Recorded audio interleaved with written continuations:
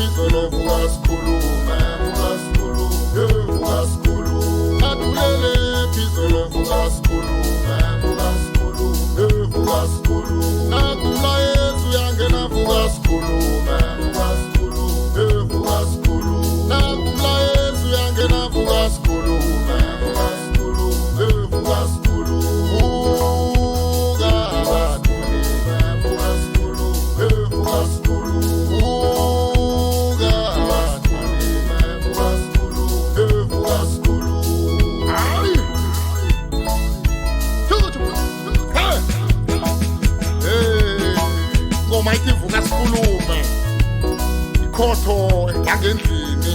khotho encane wathi uAaron makhelwane masilela wathi ngakintena ngithi ngiyaphaphama ngezwe ngifuswa ngehlombe kwathiwa akuvuke sikhulume lapho umlayezo uyangena la ngathi nangithi ngiyaphaphama ngambona bhede umaliledini lami ngesandla ngamtshela ngathi no sakhuluma nangivukako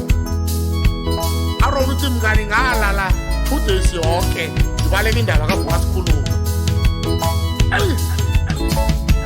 Kabe bongani mfana sihlophe ngathi uyasiphakamisa lapho